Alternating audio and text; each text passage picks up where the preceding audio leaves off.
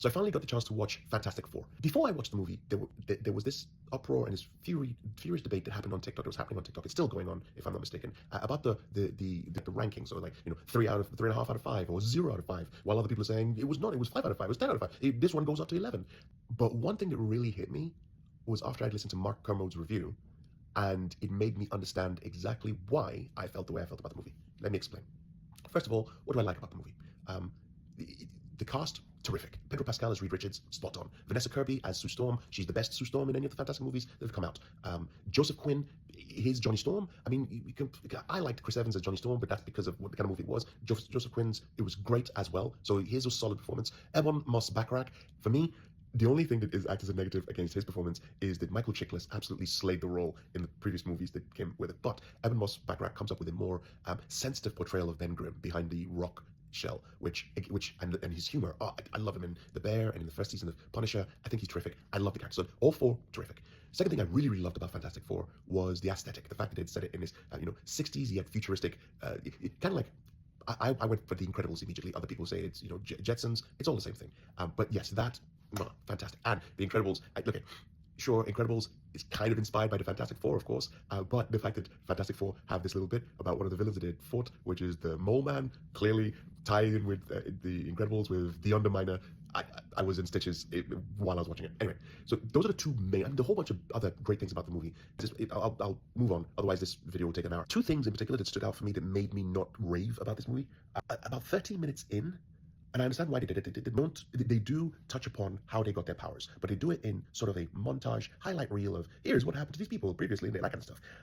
The movie starts with one scene. I'm not going to explain the scene because I don't want to spoil it too much. It starts with one scene. It's a good scene. I love that scene. But from that moment to like maybe 20 minutes into the movie, it's just montage, and it didn't settle into like a proper scene for to get to know the characters properly. It was just a montage of things happening, and it took me out a little bit. So I was like, that's just my own opinion.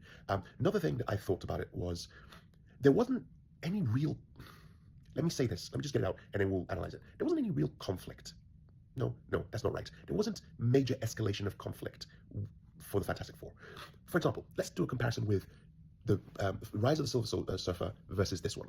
In Rise of the Silver Surfer, just his appearance on Earth caused major issues. Before he had even done anything, caused major issues. He's destroying things as he's flying through, heading towards New York, and it becomes a problem. And then Johnny Storm chases after him, catches him, and just holds his throat, and then just lets him go. And you can tell, even before he's spoken, that this is a problem. Unlike this version of Fantastic Four, First Steps, where Silver Surfer comes in, does a speech, goes off. And there wasn't really any, I mean, okay, yes, of course, there was a threat, the whole thing, but it wasn't, they didn't seem to, I don't know if stakes are the right way to say it, but it didn't feel dangerous. I mean, she leaves after saying, hold your loved ones, I herald Galactus, and she flies off. And you can imagine all the other people like, what do we do? They didn't seem like any sense of panic. And then later on, when they come back after, okay, the scene where they go off and they meet Galactus, brilliant. And the way they put the portrayal of Galactus, fantastic, absolutely. But it just, that scene, and they escape, terrific. The birth, terrific. They come back, and the way they get over, the way when they present to the world the reason why they failed in their mission, and everybody's turned against them. It didn't seem like they turned against them. You didn't see desecration of, Fantastic Four posters, or their building being egged, or their convoy being attacked. Nothing like that. Nothing to show that people were really angry at what was going on. Well, it was just nothing to show that they were really angry at the fact that this had happened.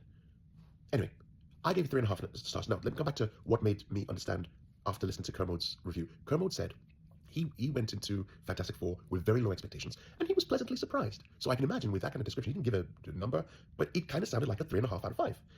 I went into it with high expectations, and I was like, not there, which is why I gave it, but it was still good, which is why 3.5 out of 5. So I personally feel, my own opinion, come at me if you want, 3.5 out of 5 is perfect for this film, because it all depends on what your level of expectation is going into the movie.